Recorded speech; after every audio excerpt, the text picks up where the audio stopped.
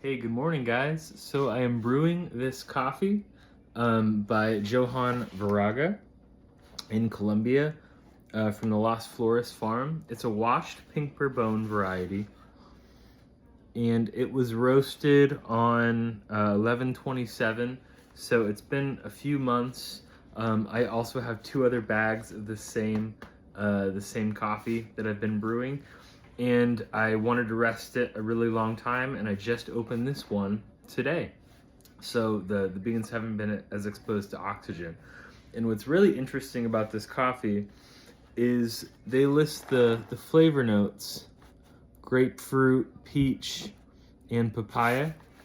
But what I get a lot out of this coffee and the other two bags that I've had is a really strong white pepper note. It's really, really, really white peppery. It's a really interesting coffee. Not as fruity or as vibrant and as floral as I've expected. Brewing this in so many different ways with two other bags. So what I'm going to do today is show you guys a method that I've kind of devised along with ChatGPT about how to retain CGAs, chlorogenic compounds in coffee. And I think it's called chlorogenic compounds. But essentially, my cousin showed me this study based on how CGAs in coffee are thought of as to be the most flavor impacted compound in coffee. Now we think of like other acids and carbonic acid, all the other different types of acids in coffee. And there's been other studies at Coffee Mind, which you can learn about, that I'm getting a phone call, sorry. But at Coffee Mind, he's done some studies saying that like all of these other compounds, they don't resemble flavors through a ton of blind tasters, and there's got to be more to the story as to what gives coffee its flavor. And it's really funny, like when we think of like all the different compounds in coffee, we're like, oh, this is citric, it tastes like apples, or this is malic acid, it tastes like grapes, or so on and so forth. But in fact, when you do these blind studies and you give people the acids in coffee, or certain coffees with higher acid levels than others, and it's really interesting stuff that Morton has done at Coffee Mind. But his whole theory is, okay, like there's more to the story than just these acids in coffee. So when my cousin sent me this ChatGPT thread that this one guy, I think it was anonymous, had asked ChatGPT a lot of information about CGAs in coffee, and it led to some really compelling information that CGAs could potentially be the leading flavor causer in coffee. So I asked ChatGPT a lot of questions about how do you retain CGAs? And my original thought was, okay, you have a metal brewer that can cool down very quickly, and what I'd want to do is what I'd normally do is brew at 208 degrees. You can do a little bit hotter, but it's often 208 I found is a really great temperature to brew at. And then you let it cool down for about 2 minutes 30, 2 minutes 35 seconds, and you turn the temperature down on the kettle to 203. So once it's fully bloomed for 2.5 minutes, essentially, it's now at 203. And by doing that drop down in temperature, it leads to better flavors.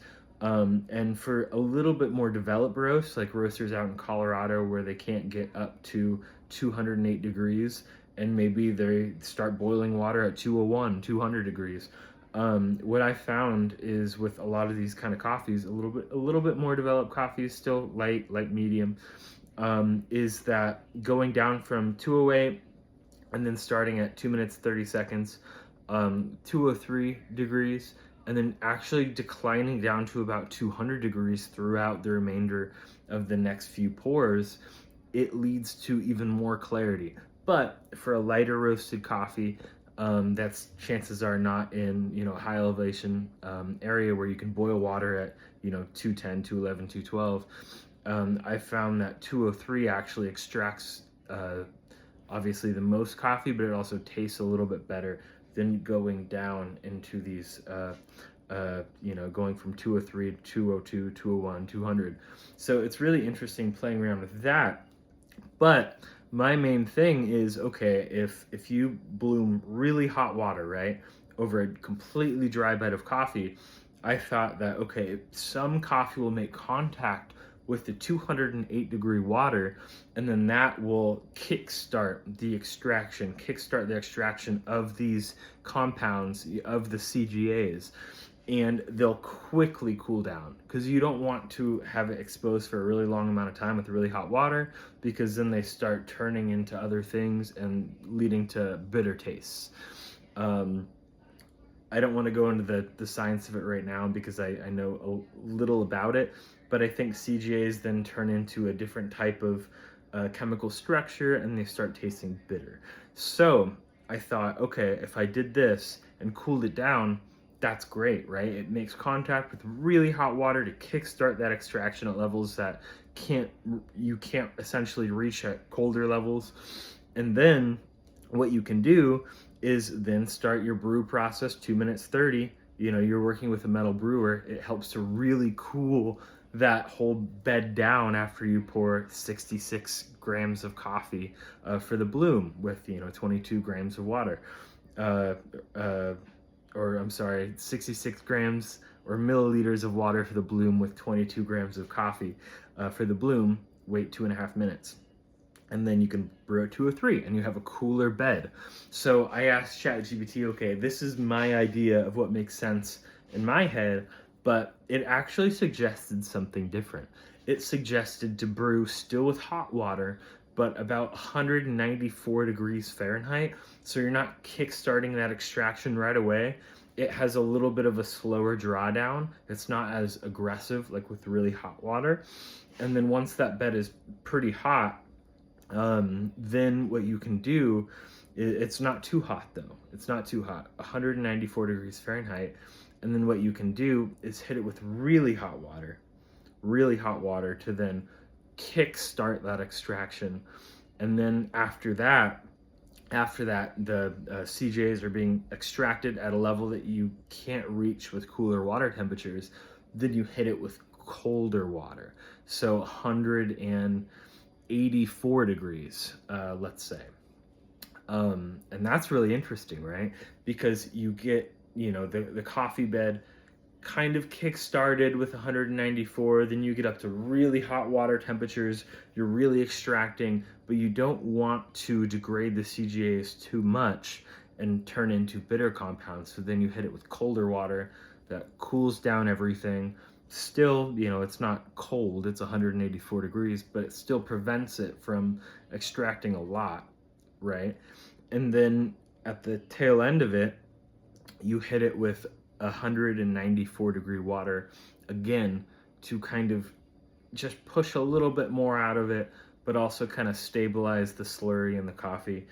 And that's really interesting, right? Because, here I'm thinking, okay, like if you pour with my previous method, 203 after 208 bloom, you're continuing to pour water over the coffee and it's getting hotter and hotter and hotter and hotter and hotter, right? Because the coffee's heating up, the brewer's then heating up, especially if you use a thicker brewer with like ceramic or something, it's starting to heat up a lot more.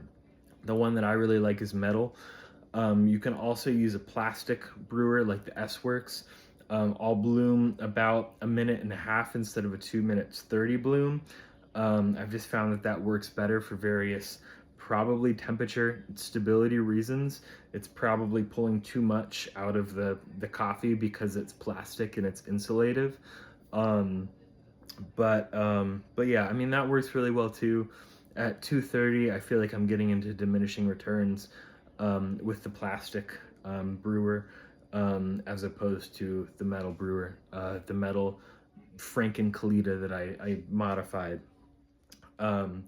the 155, the small one, and then I use 185 papers because it has a larger diameter, slightly larger, and then I could fold the papers not all the way against the sides, but a little bit against the sides, and then you have to have a perfect screen, perfectly flat screen on the bottom with like just a little bit of area to then fold the paper down around the screen on the very bottom. And then that will allow for a super fast, you have to grind pretty coarse, but not too coarse, and then that'll allow for a super fast flow rate, which leads to incredibly high extractions in the fastest time. It's fastest brewer I've ever used. There's no other brewer that is faster than this. And you also get an even drawdown, an even extraction. It's a pretty aggressive brewing technique, but it works wonders. It's amazing. And you just have to have like a grind size range between, let's say if you're using a Comandante, I know that it's changed with the new series. You might have to grind a little bit differently, but let's say 21 to 25 clicks, or red speed, then that's, double that. So like 21 is for your really fermented coffees. 25 is for your washed, high-grown African coffees, often, especially Ethiopians. And then 23 is kind of middle range, washed, lightly processed Central Americans, South Americans. Brazil's might be a little bit finer. They could even be up to 21, 22. So it just really depends. But I'm getting a little bit ahead of myself.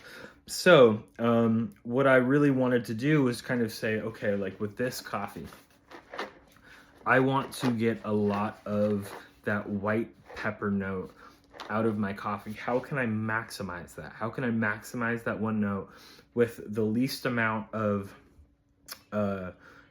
bitter aftertaste on my tongue?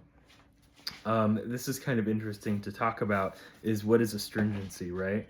And it's kind of complicated to say, but ideally I want to get the highest intensity of that white pepper note possible. And in theory, that will be retaining the most CGAs. I know I'm getting ahead of myself in this, in theory, but ideally that'll be like retaining the most CGA compounds inside of this brewer. To have, the most intense acidity while still being pleasing and not astringent, not bitter or drying or anything like that. So I've devised that method with the Pulsar dripper, which I don't have right here. So I do want to walk you guys through what this method looks like real quick, and I will show you what I do. So let me get the Pulsar paper. And I am using the Pulsar dripper,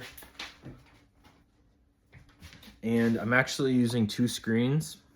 So I've ordered this other one from their website, along with like a few metal filters and stuff, which I'm not using here. But 2 screens, it really helps make the drops always kind of like rain. And whenever I'm pouring aggressively, sometimes I see some of the streams clumping together, which will impact the bed, right? It'll cause divots in the bed. So I found that using 2 screens does less of that. It still does some, but it's even less aggressive.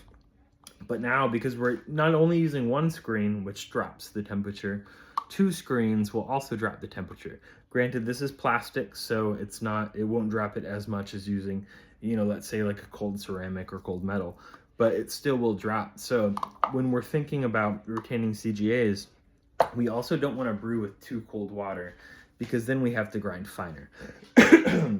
When you brew with too cold water, you have to grind finer to extract more.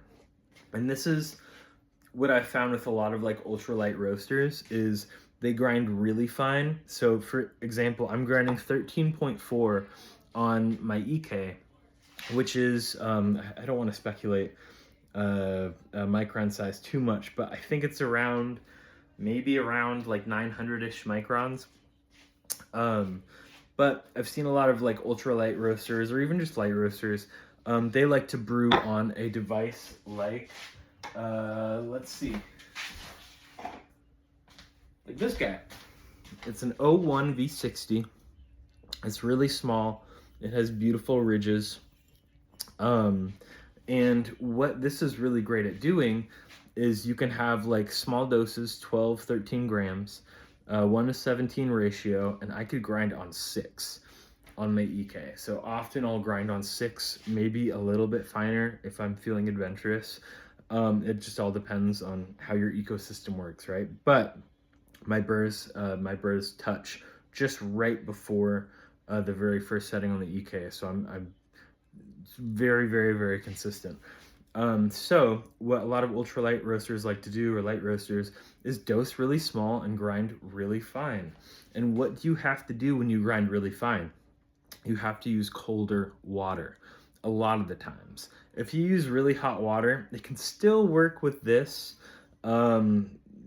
Sometimes it depends on like how well it's like filtering out through the coffee bed. But a lot of times people like to use like 190, 192 degree water while brewing like this. And what that does is it not only slows down the flow, but it's not over extracting these CGAs, these bitter compounds, through a massively hard to extract evenly brewer. What this does is when you grind so fine, this lets you grind really fine because it's filtering out, because the conical bed is filtering out a lot of the over extracted compounds via the coffee bed. And that's why it works so well. You're having a very, I call it defective, but I mean, it could still be extremely tasty, essentially defective brewing concept by grinding really fine, using really insoluble coffees, and using a conical brewer, and then also using cold water to compensate for that. So you can still get very tasty coffees out of that, but what I find is it typically lacks depth and dimension. It lacks complexity. When I extract with higher doses and much coarser grinds, I get a more even extraction. So then that leads to more nuance and more, I call it depth and dimension, where you could taste different notes kind of dancing around as you sip it, as to opposed to using still a high extraction brew, really fine grind, low dose coffee. But it just doesn't give you that extra little bump of spatial dimension. I used to be in the audio industry, and it's fascinating when you have different listening environments, like different studios.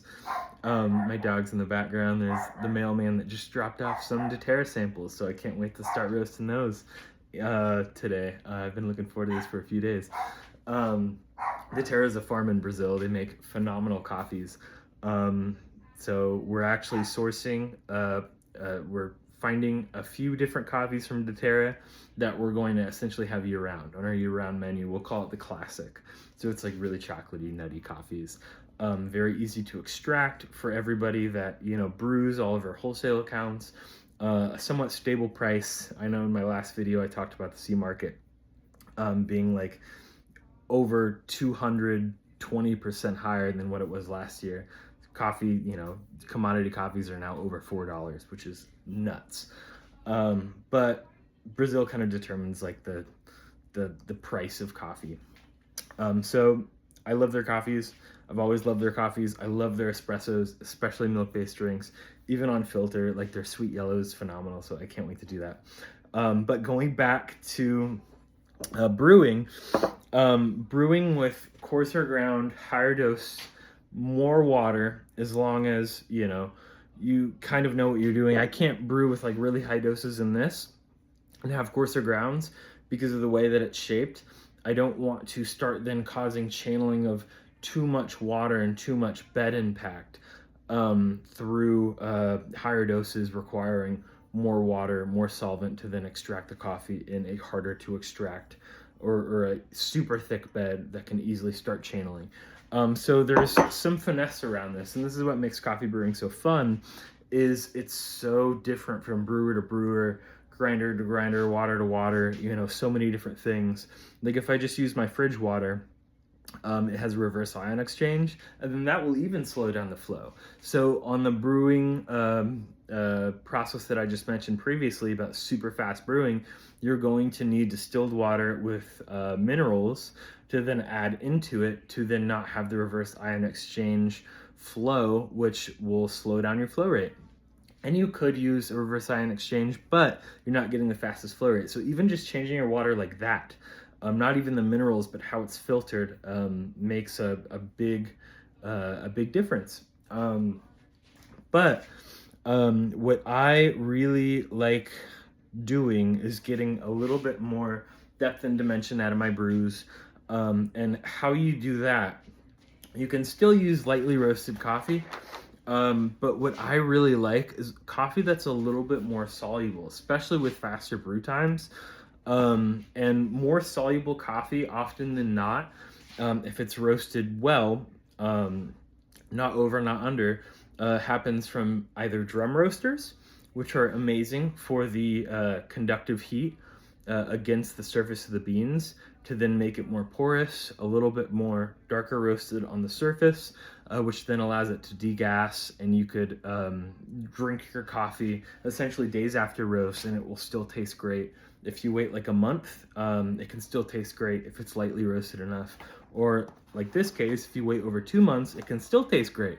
But the fact is that with a lot of drum roasters, it can taste great right after roast, and you don't necessarily have to worry about aging. Because the conductive heat against the drum and the surface of the bean make it more porous, so then it could start degassing faster, in theory. But what I really like is that also leads to how the beans grind and their particle size distribution.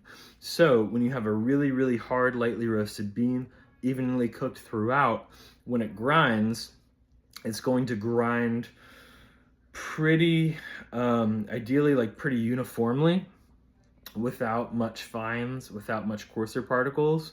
But when you grind a bean that has been roasted like on a drum roaster a little bit more unevenly, a little bit darker on the surface and lighter in the center, how that bean grinds, its grind particle distribution is in theory going to be different.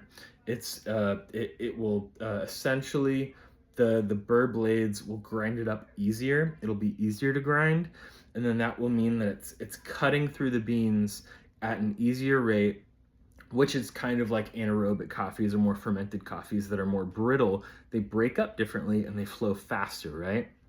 This is what happens with drum roasters, and roasters like this is they flow faster. The coffee bed flows faster because of mainly the particle size in theory, but also there's like a few other things there, but like ideally that's what it is, right? A little bit more coarser particles. And then you have fine particles in the bed too, which also distribute flow evenly throughout. It's like when you're brewing espresso on like an ultra low fines grinder, your coffee won't nearly be as tasty because it's so much more prone to channeling. Like, have you ever sifted out all the fines of a coffee and then tried to brew it on filter coffee and the bed clogs? It's very, very similar to that. It's so much easier for fines to then clog the bottom, for them to migrate to the bottom and then clog the whole filter, clog whatever's contributing to the flow of water. And then all of a sudden you're like, oh man, the bed clogged, this sucks, or your brews aren't as complex, right? It's like, coffee beans will never be perfect. If they were perfect, we'd have like one singular note, and then that would just be it, and it would taste very boring. But coffee is different sizes, different roast degrees per bean, different ways of grinding, different distributions. And it's like, why do people love cast burrs so much? Is because they offer that kind of distributed profile that people find that they really like. A little bit of sweetness, they really like a little bit of texture. It offers a little bit of everything. And now we're going into the realm of trying to brew the lightest coffees that taste super clear. But like, honestly, when you brew them, you're sacrificing a lot of depth, dimension, sweetness for the sake of like transparent acidity. Now, honestly tastes pretty boring compared to other styles of roasting, other styles of brewing. Not knocking on it. If you like it, you like it, and that is your own preference. They can still taste phenomenal. But I really like what drum roasters give to the structure of the bean to then translate over to brewing, which translates to taste. But also, what I really want to note here is that I've seen some roasters. I just met with one 2 days ago that is now roasting 3 to 4 minute roast times on a 10 kilogram Typhoon roaster. And what he's able to do is get really tasty coffee in 3 to 4 minutes. And how are you able to do that? Well, you need a ton of heat. You need to be able to manage airflow well and all of these things. And especially in order to not tip the beans or scorch them or anything like that, which you can't technically really do with drum roasters. I've heard of people doing that, and people love like their I don't want to shout out the roaster because everybody will know them that's probably watching this video, but they're roasting in 5 minutes filter coffee on their old Probat machine, and I was blown away. So I don't want to say too much there because I could be saying some wrong things, but ideally that kind of roast time on traditional drums can be very challenging, I would imagine.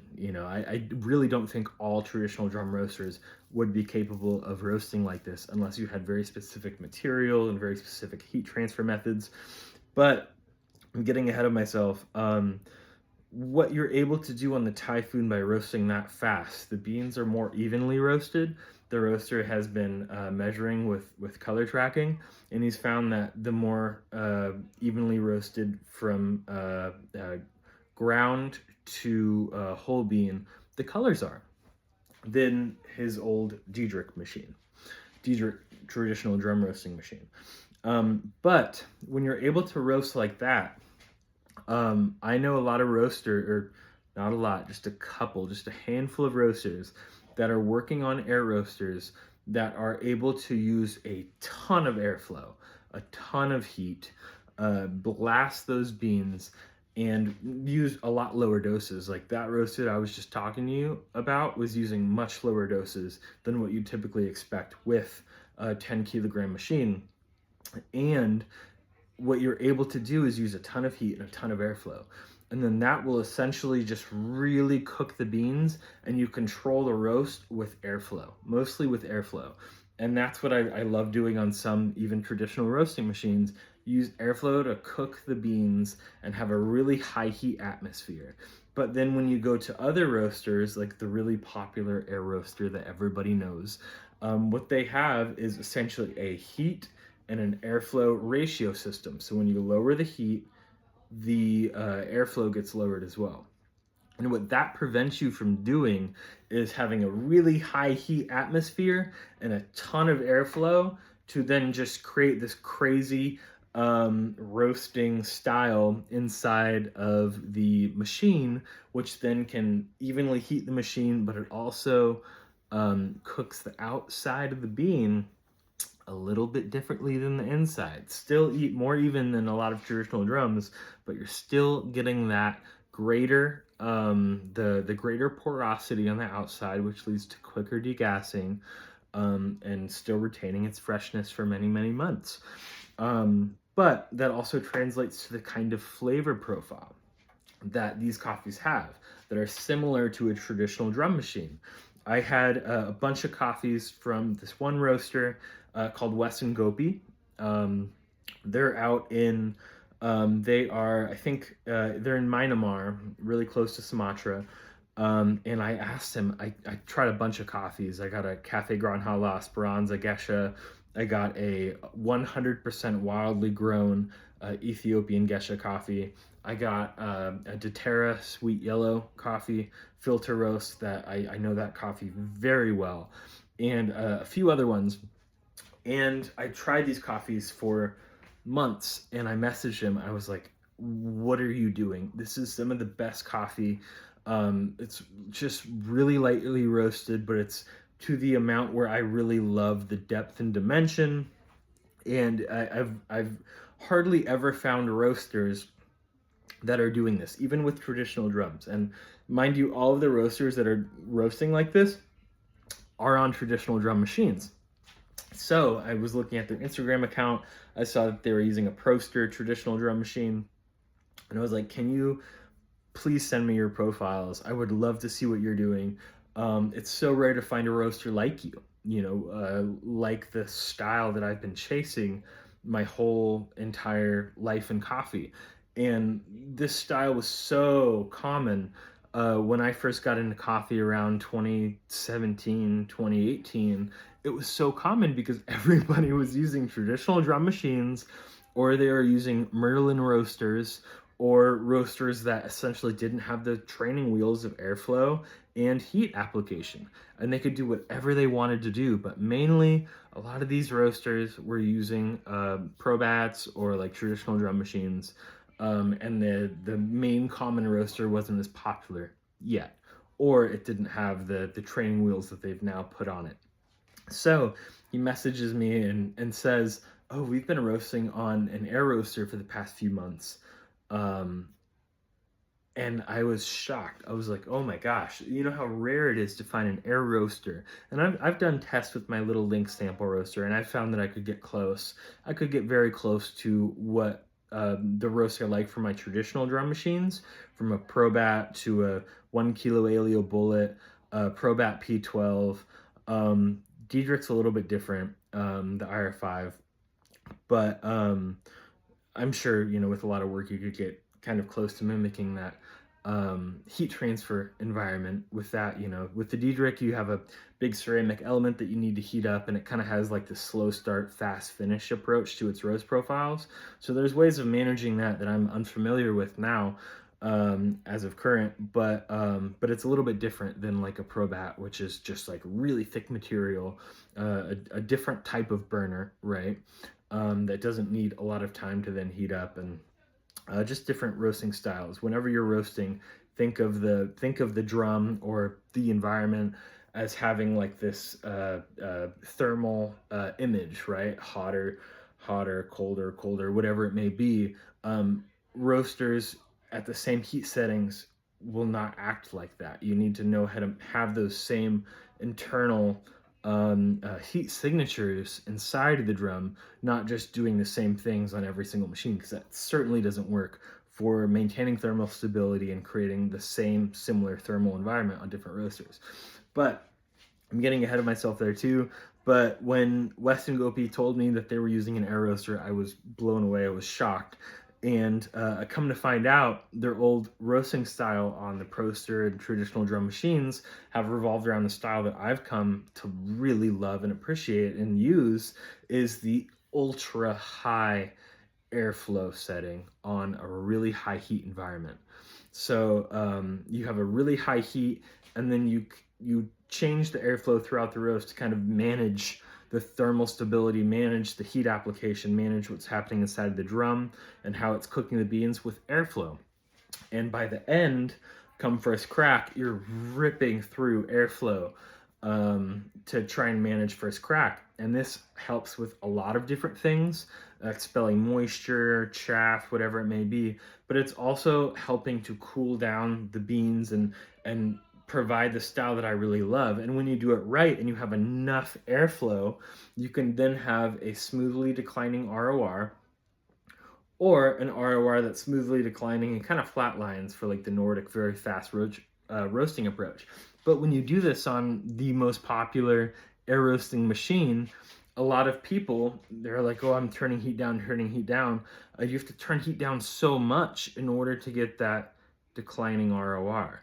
You can't have a declining ROR and without adding a ton of airflow, you can't expect it to go down. It will go, it'll heat up and flatline or even increase, because you're not allowing a ton of heat, a ton of airflow. You can't just have a really hot environment and just turn up the airflow while also controlling heat and turning that down. Right? You can't unlink the two on the popular air roasting machine that everybody uses today. So you either have to be okay with an ROR that isn't perfectly declining, which goes against modern roasting popularization from, you know, a lot of people. Granted, yes, declining RORs do taste amazing on a lot of roasters with a lot of approaches, but it's not the end all be all. And I just wish people would just ignore all of that and on this popular machine roast in a way that they come to love. Because all too often, 99% of roasters using this machine I have come to not like. And I think it's mainly due to the application of heat and airflow and this philosophy of always having a smoothly declining ROR, which you cannot have this without going against the other. So Wesson Gopi roasts on a very high heat, high airflow application towards the end. So at the end of the roast, you can start to drop heat or keep heat, or you just have a really hot environment, and then you just rip through airflow. And this just leads to absolutely incredible flavors, even first crack developments. You don't need, you can certainly have a minute and 30 seconds, but like honestly, you can have much less. I mean, you could even have I've had 20 seconds, and it tastes absolutely amazing. Granted, it's going to take longer to degas, and it might not even taste good after a few weeks because it's so lightly roasted on the outside. With the 20-second first crack development, that it might taste completely muted on, you know, the first or second week while you're cupping it. You're like, what went wrong? And then, you know, a few weeks later, it'll taste like purple flowers. And you're like, I can't believe this is the same coffee. It's happened to me before on a 28-second first crack development roast. So now I know with my machine and everything, I really want to kind of aim for around 37-ish seconds to 50 seconds is the norm, sometimes even a minute. And then that'll allow the coffees to open up. Still taste great, but you certainly can roast a lot lighter. Sometimes on small beans and hard beans, you can do things a little bit differently, but like there's ways of kind of balancing all this stuff out to achieve what you want. So yeah, that's the kind of style of roasting that I really like. And I think now, 40 minutes in, we can start to brew this coffee. So I have my pulsar dripper with the 2 stacked top. I'm going to wet my paper, and a good trick is to fill this up with the valve open, fill it up with water, and then just put this on top, let it drain, and then it will expel a lot of the air bubbles a lot easier, so you don't have to worry about how this sits on the brewer, right? The more air bubbles, the easier it is for water to take the path of least resistance and then cause channeling and uneven flow. So that's not what we want. So I'm going to fill this up, throw the paper on top with the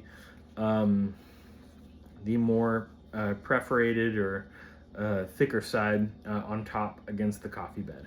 I'm not sure how well that actually works or if it's just a hype move, but I just do it anyway.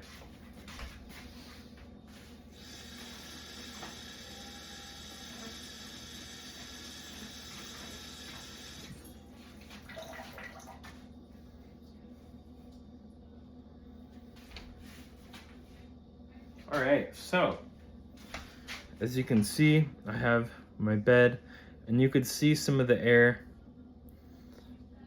in it. So what I'm gonna do is just try and get this out. It's not going to come out perfectly, but as long as I don't see bubbles like on the side or anything, I feel very good about it because it'll go towards the center. And then I'll put this guy on.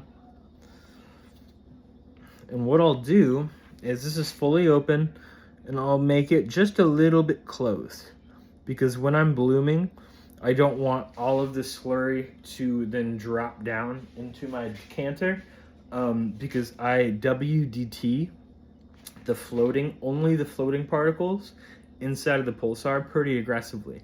And when all of the water goes out from this into the decanter, what will happen is the floating particles and the sunken particles won't be separated with the tall amount of water that separates them. It'll be together. And when I WDT, I'll be agitating both, which I really don't want to do. But also, I don't want to have it fully closed, because I believe, in theory, when I'm pouring in water and it's fully closed, it'll kind of kick everything up, and it won't suck everything to the bottom. The water won't be pushing out and creating the natural coffee bed filtration that I want, and I think it'll clog the paper filter more if I had it fully closed before pouring in. So it's just a speculation of mine, but I do think that it makes some difference.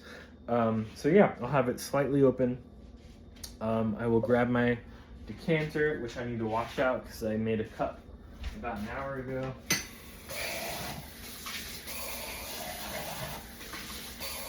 And also, when you're brewing and you're looking for maximum like flavor clarity, I would strongly recommend to wash your brewers out with soap quite a bit. There's a lot of residue and oils and stuff that'll build up on your brewer over time. Even when you're spraying it with water, it just always gives me peace of mind to then use soap and then just try and wash everything off. Your decanters as well. Definitely scrub your decanters. This one's a little bit harder because I have to get down into here, but scrubbing your decanters with soap certainly helps. All right, so I really want to show you guys this system that I have. So I'm going to see if I can just keep this on here. So I've got one kettle that is at 210 degrees. I've got another kettle that is at 185 degrees. And I've got my third kettle on a different electrical circuit that is at 197 degrees. So what I mentioned earlier is you want to start off the bloom with cooler water, not the coldest, but cooler, 197 degrees. And why it's 197 degrees is you will lose a few degrees in temperature with this double dispersion screen, or even with just one dispersion screen, you will lose a few degrees of temperature. So what I want to do is not use like 194-ish degrees, which was what ChatGPT recommended for the initial stage, but to use 197, maybe even a little bit higher degree water to kickstart the bloom. And then what I want to do is use a little bit hotter water throughout every single water kettle because of losing temp in this agitation screen. So imagine everything that I'm doing, I'm kicking all the temperatures up by 3 or 4 degrees just because I'm going to lose that many degrees through the dispersion screen. So 197, 210, 184. If you're not using a dispersion screen and you're just using a pour over, just kick the temp down just a couple of notches, maybe 3-4 degrees, something like that. I'm not going into specifics on that. I don't know, what temperature is the best for CGAs and preserving them based on, the brewer geometry, how it holds heat inside of the slurry, the drawdown, how that holds heat inside of the slurry, and for exactly what time, right? So it's like using different brewers. They will all have different slurry temps, different slurry temp times based on the drawdown, differences in agitation, all of these different things. And the slurry temp will change with also the material being used, right? If it's a ceramic, you might want to use hotter heat and then use colder heat towards the end, because then that's causing radiative heat and the ceramic's getting hotter and hotter and hotter.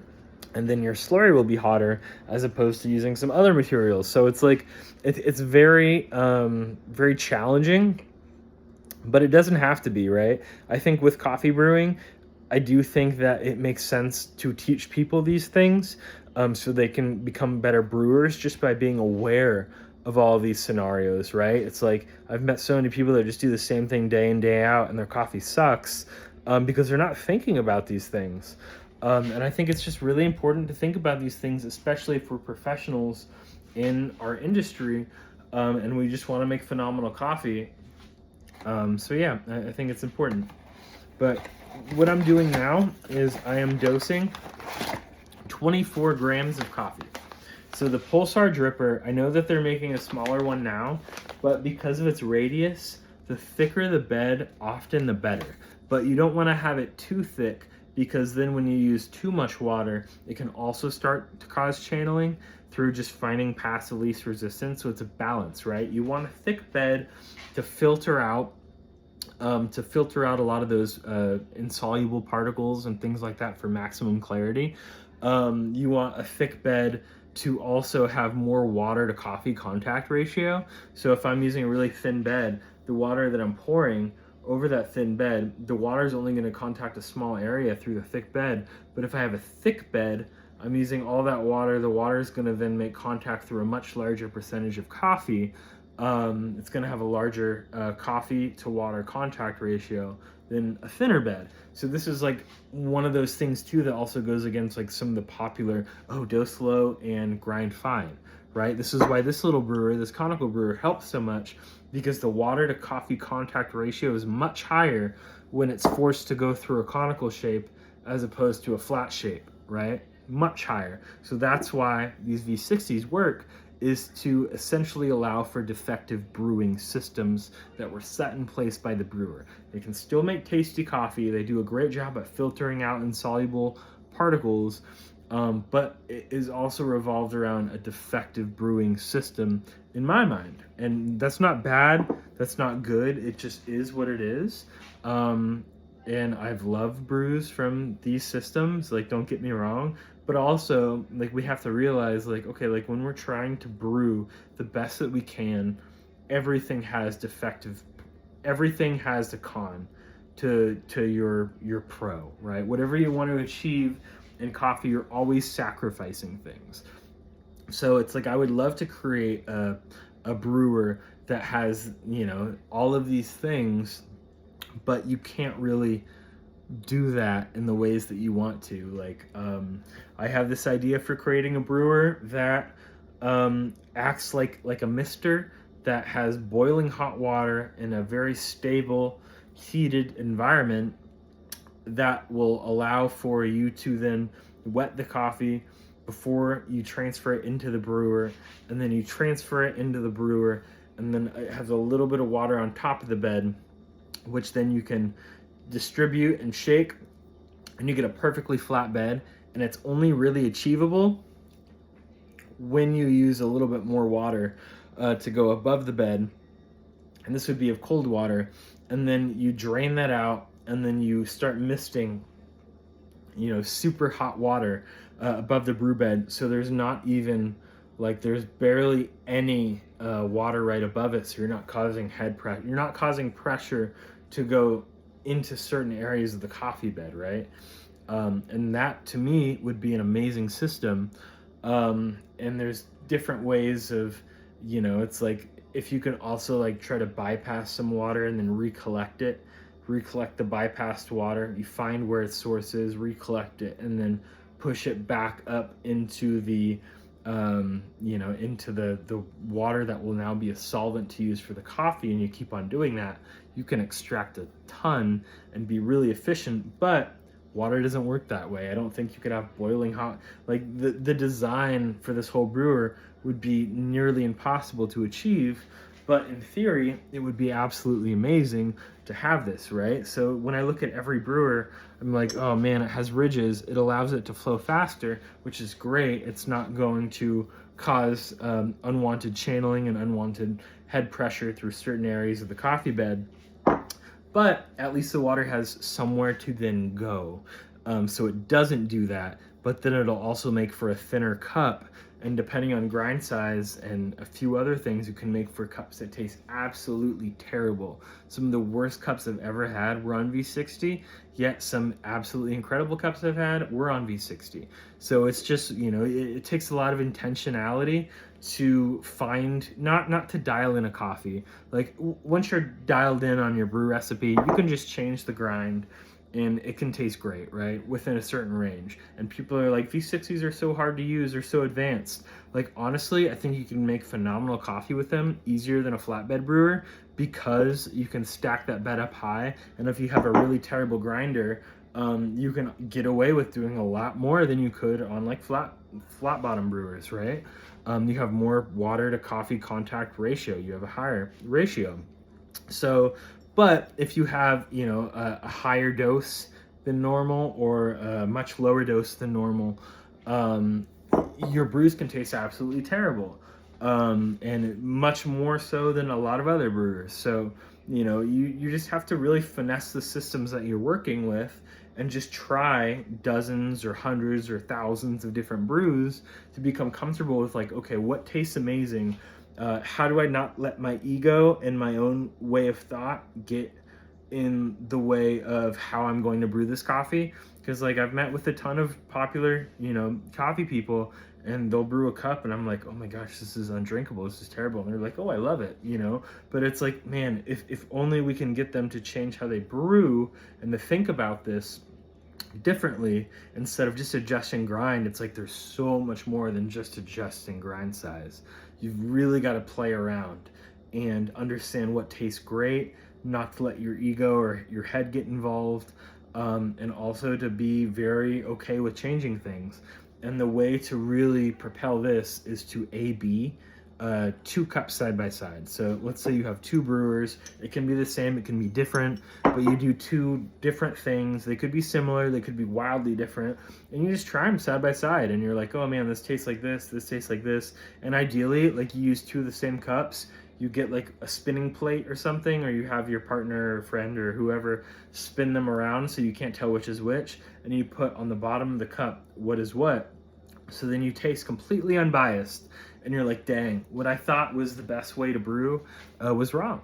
And it happens so often. It happens so often for me. I've been doing this for many years, but the more that you do that, the better that you'll become at brewing. And really, brewing is just like, it's using your head to come up with like, okay, this will work because of this, but also it's like, you've just got to try so many things, right? You've got to try so many different things, and what works, works. We don't understand how CGAs extract in coffee. We don't understand even if they're the biggest flavor proponent. We think so, but it could not be this way. We don't understand a lot of things in coffee. So it's like, coffee is an agricultural product. It's not a man-made structure. It's not like we're ripping apart a car and we know exactly how to replace that part because we made it as humans. Everything is perfectly designed. It's intentional. It can be better designed, and that's where the supercar geeks get involved, just like us in coffee.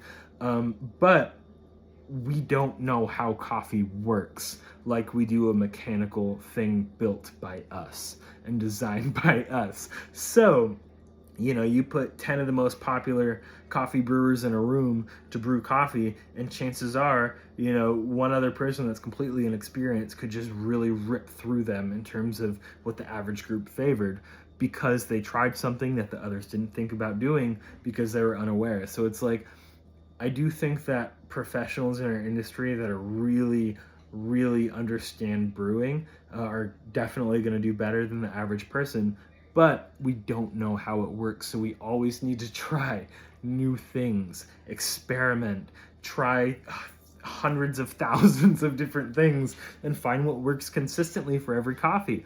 Maybe one thing will work for one coffee, and if it doesn't work for the other, I guess that's okay. But like, to me, it's like, okay, there's a flaw in the system.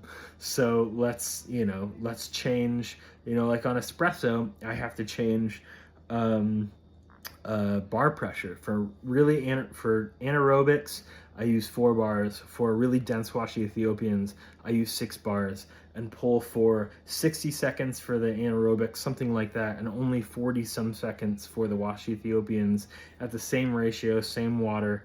And then that gives me the absolute optimum that I am able to find consistently for all of these ranges of coffees. And then, your central grown, washed or natural Colombians, kind of in the middle. So I do like 5 bars typically. And you could change and adjust, but like that's the range. That is the range that I use when I have a new coffee. I know, okay, I need to adjust my system to this.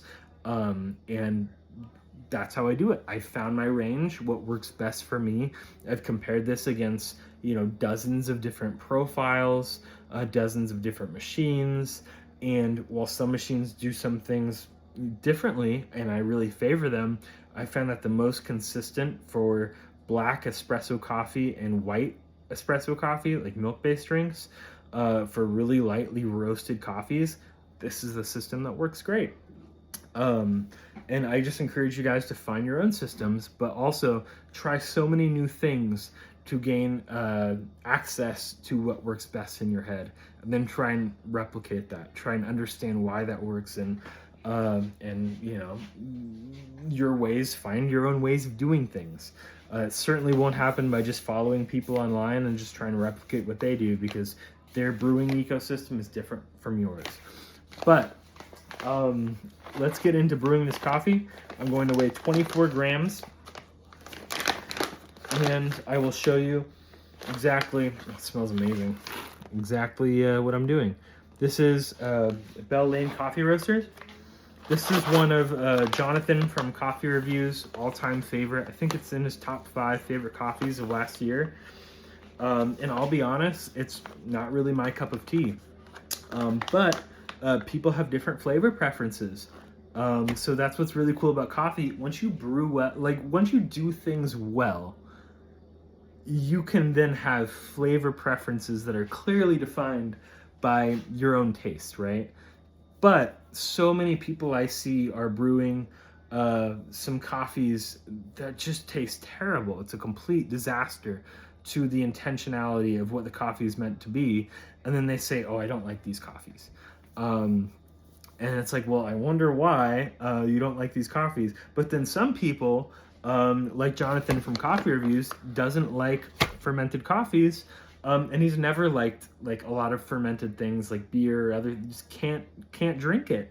And that's dope. That's a clear flavor preference that is, associated with our tastes, not of how we are brewing this coffee and extracting it, right? How unevenly we're brewing it, or it's just like it's not affected by that. So that's what I love about coffee. It's like when people say, oh, I only really like dark roasts, and chances are they've never brewed a light roasted or medium light roasted coffee well.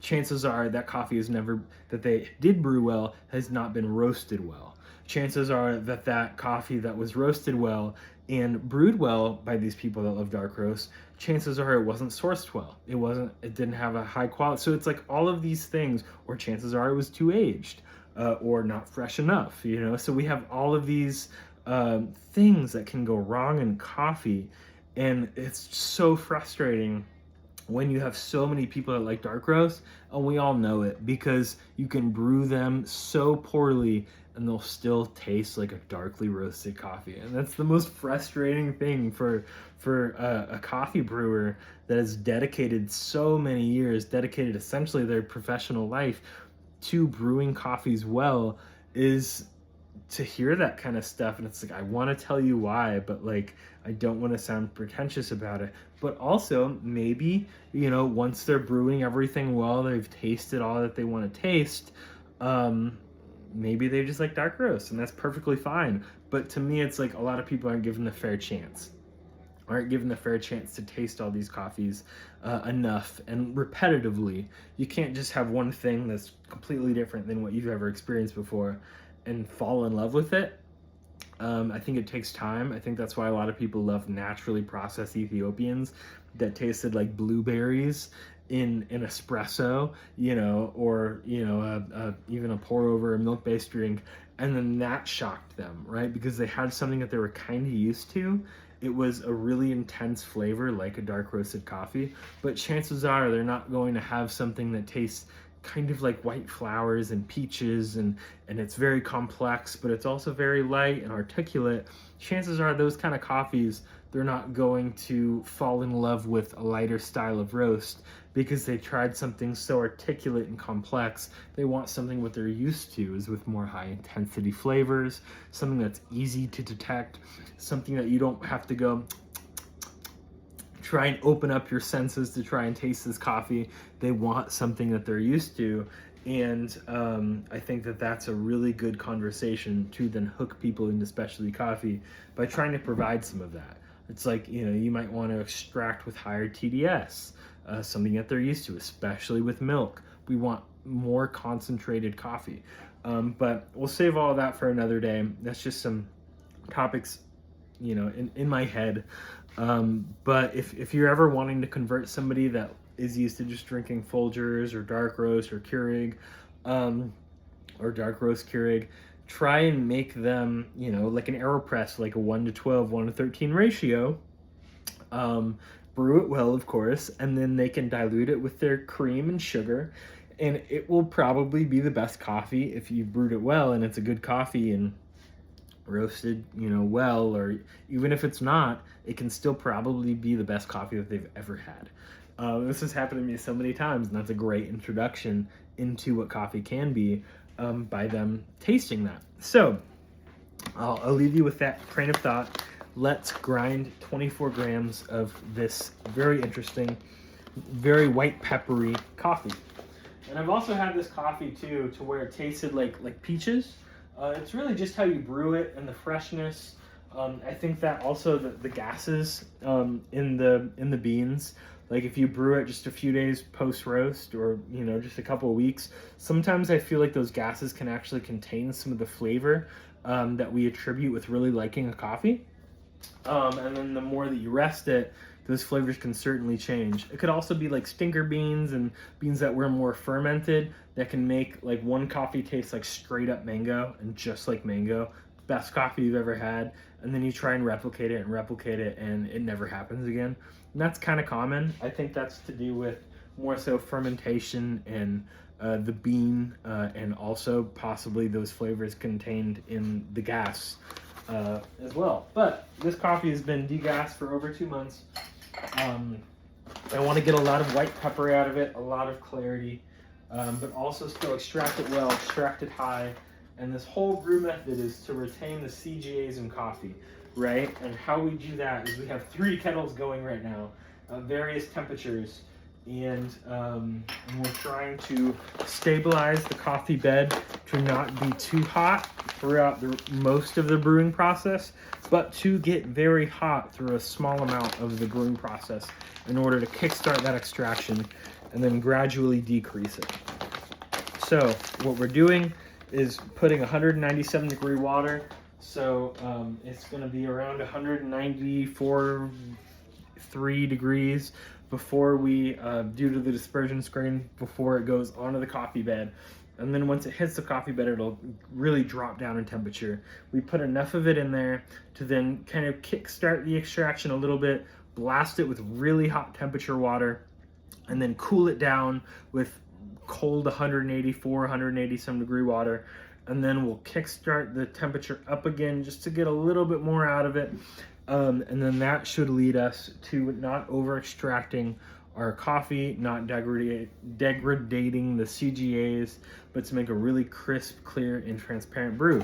So bear with me. I'm going to grind this coffee in the other room on setting 13.4. I've adjusted my coffee grinder so it can grind 12 settings coarser for 84 gram batch brew, which tastes absolutely amazing, by the way. Y'all should try it. Just grind way coarser than your EK currently allows. But about, I want to say 850 to 900-ish microns, pretty coarse. So I will be right back.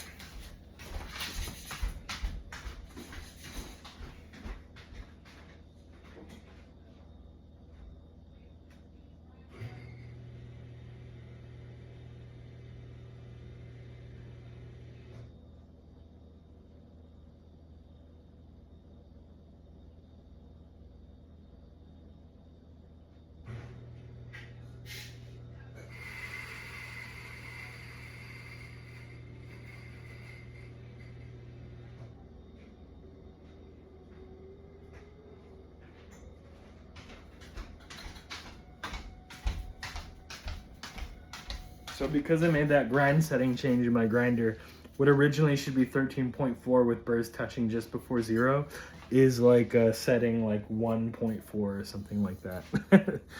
Because my grinder can grind so much coarser for that batch brew I was talking to you guys about.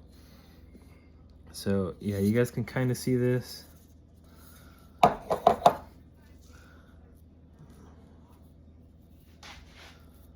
This is kind of what it looks like.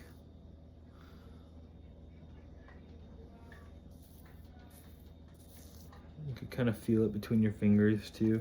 Feels like coarse salt. Coarse salt. All right, so I've got exactly 24 grams. You can go a little bit over too, it really doesn't matter.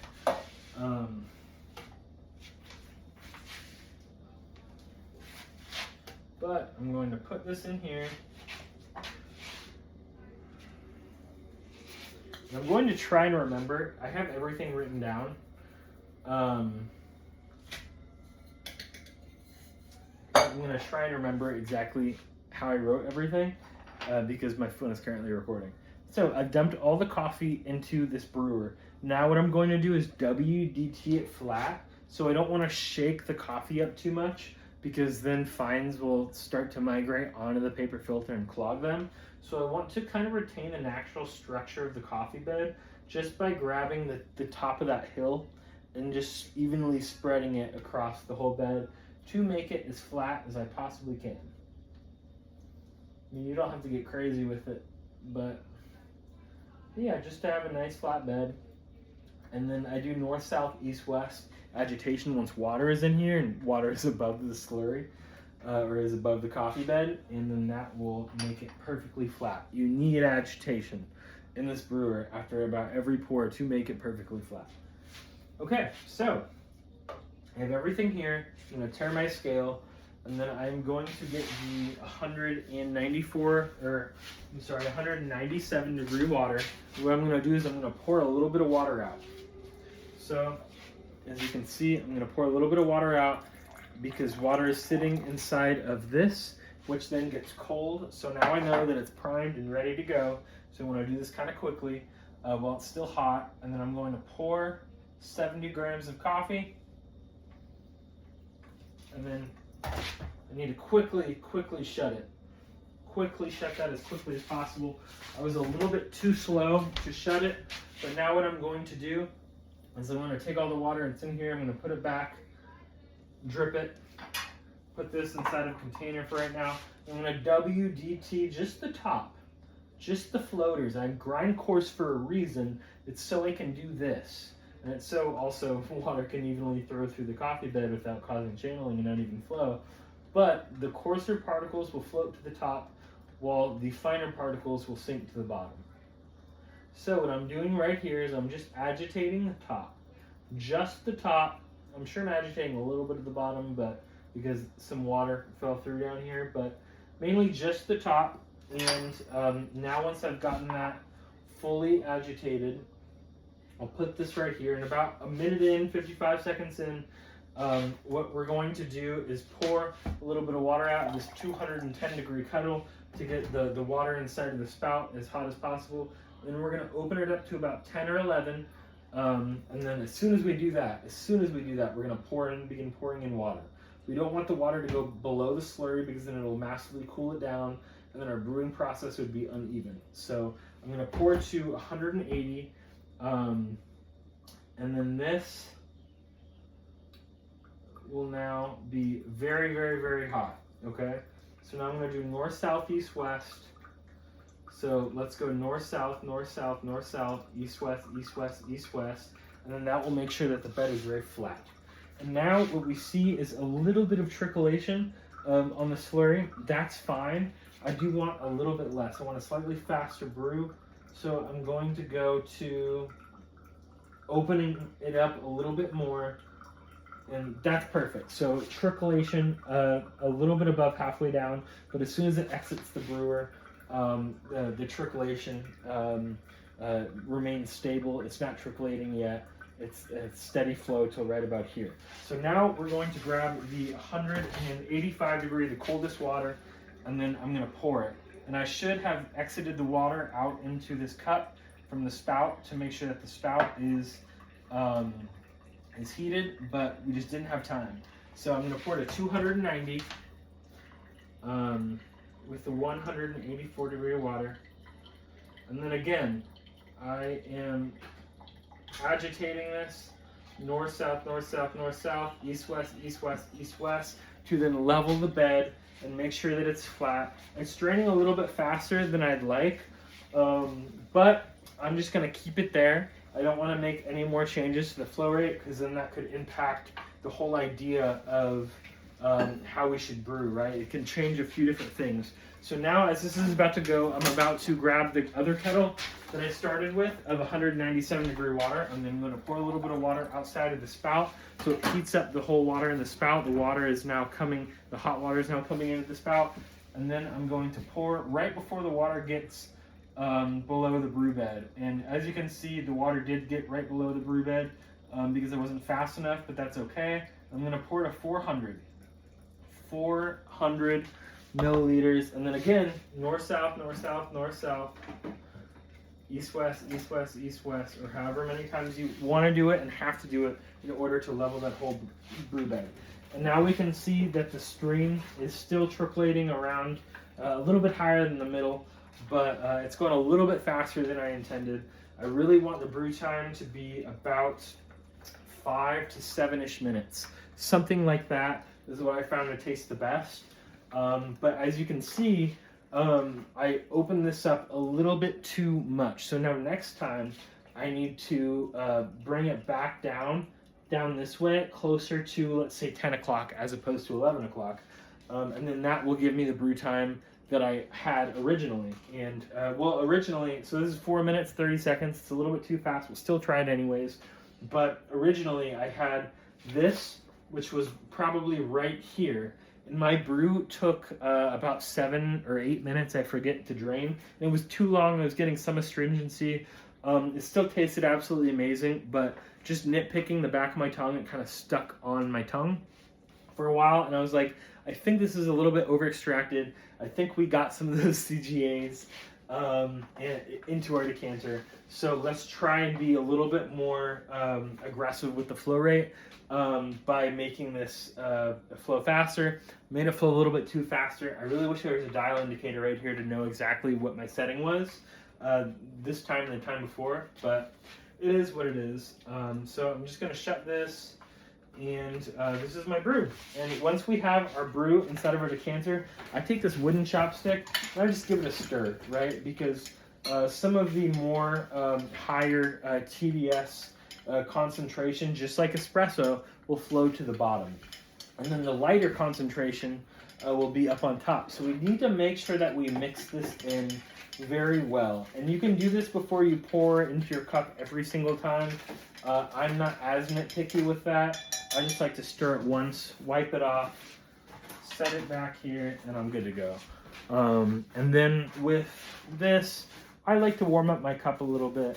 Nobody likes a bone cold ceramic cup before they drink coffee. I know coffee should be cool before you taste it, but this is just one of those things. I definitely am in the service industry for a reason, and I can tell you 99.9% of people would probably prefer a slightly warm coffee cup being handed to them as opposed to a bone cold cup. So now that that's stirred, I'll pour some coffee in. I'll just pour a little bit and just kind of let it cool down. I really like to pour quite a bit of coffee the first time that I drink it because you have a lot of volatile aroma compounds that are hotter, that are being just constantly just pushed up into the cup and then going out of the cup. So when you drink it, you actually get hit with more flavor compounds, volatile compounds, than you would where it's cold. But you know that we can taste coffee better once it's cooler. Once it's around body temperature is kind of the best temperature to taste coffee because our flavor receptors are going to probably work the best, something like that. So there's two different ways to do it. I really like the hotter cup. Chances are I'd fill up a mug of coffee, and I will absolutely love it. I'll absolutely love the warmth and the hotness. But sometimes when we're trying to taste CGAs and see how clean we can extract a coffee, tasting it a little bit cooler is sometimes just as enjoyable experience, but it's more that we're looking into seeing how well we did to extract this coffee as opposed to just enjoying the coffee and not thinking so much about it. But here we go, let's try it.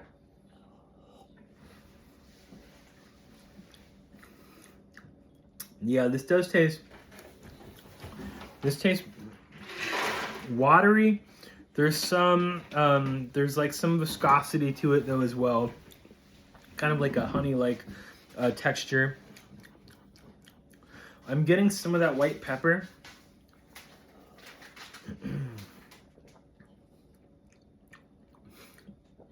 Granted, I'm getting a lot less of it than I did with the much longer brew time of like I think it was 7 minutes as opposed to 4 minutes and 50 seconds.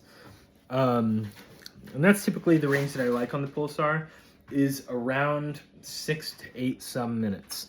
Any longer and your decanter is going to start, I'm used to brewing with 22 grams and 366 milliliters of water, and any longer than that, your decanter is going to start cooling down, and it's just not going to have the same flavor impact as it would be with hotter coffee. Because remember, the hotter the coffee is, the more volatile compounds are coming outside. They're being exposed to steam and that kind of stuff, to where it allows you to taste coffee more, I think. But then once you cool that down and some of the volatiles are still inside of your cup, I think that's when you could really taste a lot of the coffee. Just personal experiences, nothing scientific. But I really like having a decanter that is full of hot liquid as opposed to liquid that took 10 seconds to draw down and now it's just kind of lukewarm, right? So yeah, this is how I brew coffee with CGAs in mind on the ChatGPT recipe that it gave me. So just don't be afraid to experiment with temperatures. Don't be afraid to try all sorts of different things. I hope you learned something today. And if you have questions, feel free to ask ChatGPT about some of this stuff and let me know what you find. Thanks for watching, guys. I hope you guys make some tasty, amazing cups full of clarity, full of flavor compounds that are not degraded. And always, always, always, always think about what you're doing and challenge yourself. Cheers.